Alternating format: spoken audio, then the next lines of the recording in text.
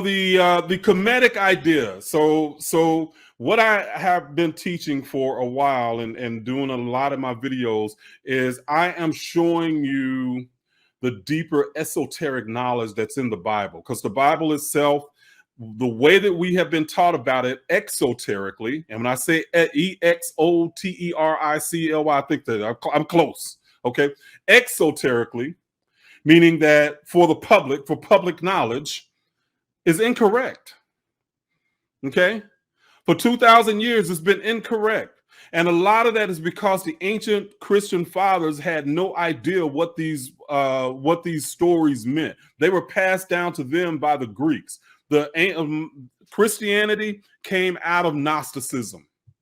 Okay, ancient Greek Gnosticism, but they broke from Gnosticism when they corporealized the idea of Christ. When they corporealized it, they broke from Gnosticism, because the Gnostics basically said, dude, y'all stupid. Christ is not a person, it's an idea. Okay, so that's where the break came from, basically. So in 324 324 CE, 324 to 325, I always get those 2 years mixed up, but 324 to 325 CE, that's when the Council of Nicaea basically made into a Christian law. I don't even know what you said, but they basically made Christ a human being that passed down information and knowledge through Peter to the church. 300 years after the supposed death of Jesus. So in other words, nobody could confirm it. Nobody could deny that Jesus ever lived. Okay. Still can't. A lot of people say that they still can't today. But if you go back into ancient Egypt, you'll know. Okay, you'll figure it out real quick. Okay. So, but this comes back around to this idea of the miracle. So when they did corporealize these ideas and make Jesus a human being, they didn't always know what the meaning of the stories that the Gnostics had passed down were. Okay. So if you look up this particular book called the Pistis Sophia, you'll see that they're talking about Yeusa in the Pistis Sophia. So this is where the name of Jesus, Yeusa, Yeshua, okay, came from the ancient Kemetic name Yeusa. But in the Pistis Sophia, they talking about they have a character in that book, and this is a direct link to the Christian to where Christianity got their ideas from. So the Pistis Sophia is a Greek book. You can get it in PDF form free. Just look it up. Okay. So, but at any rate, so they didn't know what these ideas were, and they didn't know what the meaning, the esoteric meaning of a lot of this stuff was. And it could, as long as they made it a historical person or corporealized person, it didn't matter what the esoteric meaning was. Okay, didn't matter at all. All right, what they wanted to do then was just push forward their idea that Jesus was a corporealized person. Okay, but that's going off track now. So, but the thing is that Jesus comes from the ancient Kemetic idea of Yeusa. And Yeusa was a function of nature. We know Yeusa, the name was also Horus, Heru, but all these names represented different levels of nature, is what it was. Yeusa is the more universal name. So, okay, so more of a universal energy. Heru and Horus, or Horus, would be actually more specific to humanity. Okay, or to Earth, I should say, to Earth. All right. So when they personified this idea, that's what the stories in the Bible and that's what the Gospels were. They were literally esoteric plays. Okay, they were esoteric plays, and put in place for initiates to learn these ideas in another way, just entertainment. Okay. And if you read these stories, you'll see they're like lines in a play. Okay. Now, so my question was to put in a scenario where a real life scenario that this supposed miracle of Jesus represented, because the miracles were actually very simple, common sense characteristics. I wouldn't say characteristics. They're metaphors for our human experience, is what they are. Okay. They're metaphors for something that happens within every human being on the planet. Okay. Not some specialized or not some one special person. They are universal principles that are a part of all of us. It's just things that happen. Okay. That's what each of those miracles, the 7 miracles of Jesus, represented. Okay. In this day and age, it is a very, very simple idea, or they are very simple ideas. But back then, you got to understand, they didn't have like Psychology Today or science magazines or stuff like that. They had none of that type stuff. So these ideas was a way that they could transmit this information to their initiates. Okay. So this is my scenario. Okay. So, and this is a real life scenario that one of the miracles of Jesus would represent. I'm just putting it in our terms that something is something that's universal to all of us. Okay. And I want to ask you again, just ask yourself, does it make sense? Okay. Does it sound like it's just far-fetched, as would be a miracle if somebody just all of a sudden touches somebody's eyes and they're or somebody healing somebody or walking on water or raising the dead or anything like that? Does this simple scenario make sense? All right, so here we go.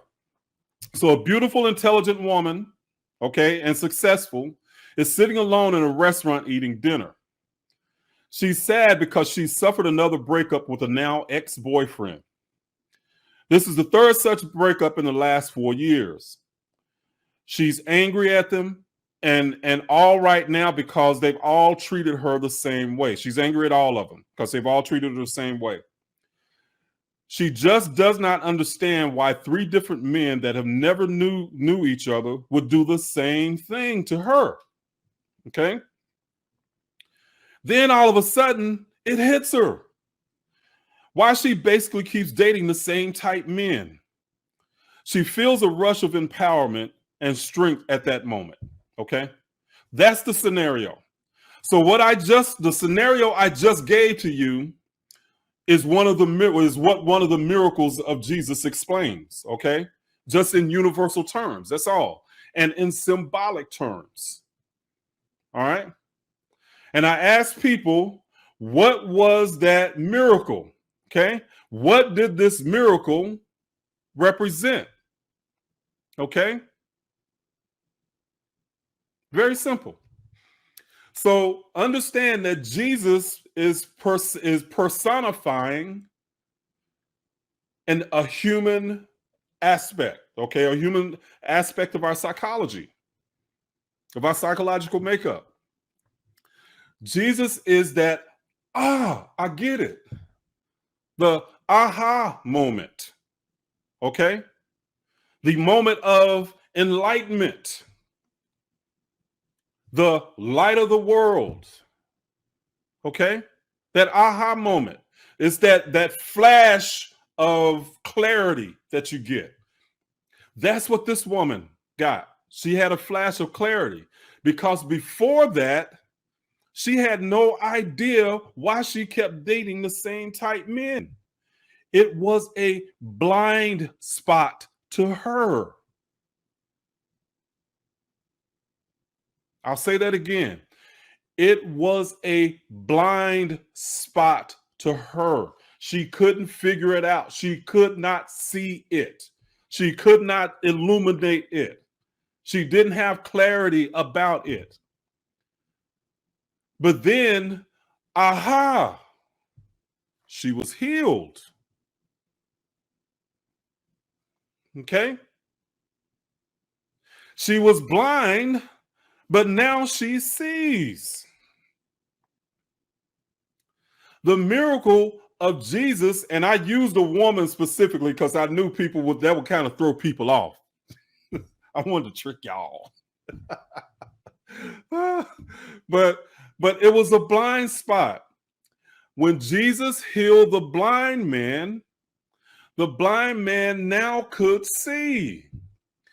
That is the universal principle for us as human beings. Sometimes we have blind spots in our life that we just cannot see. And then all of a sudden we get that, oh, now I get it. That's Jesus. That's the personification of that idea. That's where that comes from. Okay? That's where that comes from. I am getting a moment of clarity. I have that aha moment. Now that blind spot, I now can see. So it was the miracle of Jesus healing the blind man. In other words, the blind man now can see. It was the aha moment. Yes, Nadine, Queen of Destiny, it was the aha moment. Okay? So she had an aha moment and she was healed. But this is the thing. There wasn't something outside of her that healed her. There wasn't something that swooped down and goes like, oh, I touch you and you healed. She had to do it herself. She had to have that power to do it herself. Okay? All of us, we're waiting on a savior, but you have to heal you. You have to work through your stuff.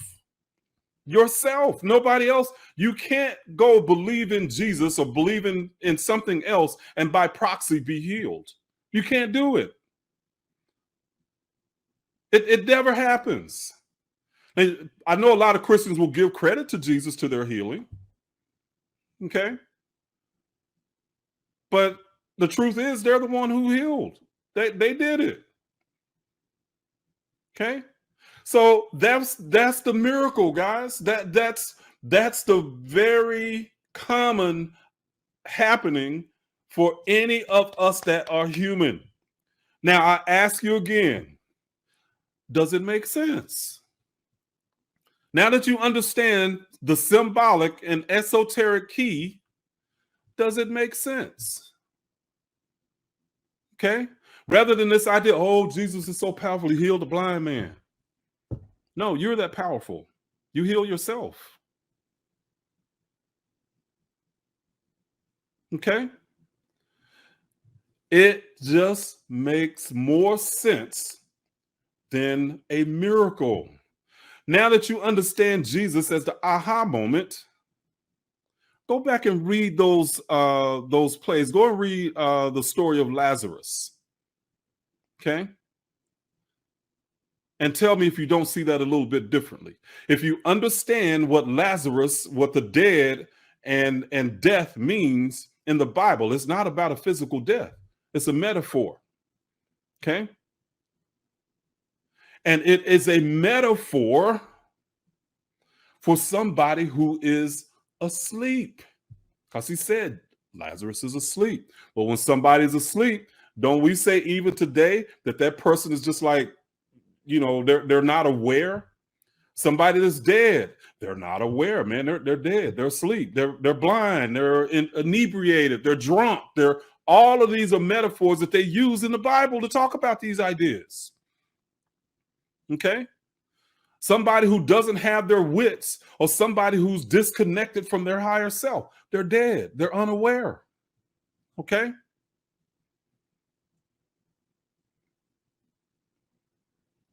So, and I talk about these ideas. I teach these ideas, and it is not to destroy Christians. It is not to do that.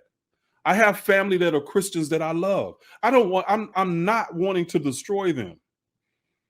I'm not wanting to necessarily destroy their beliefs, but there is a large part of their beliefs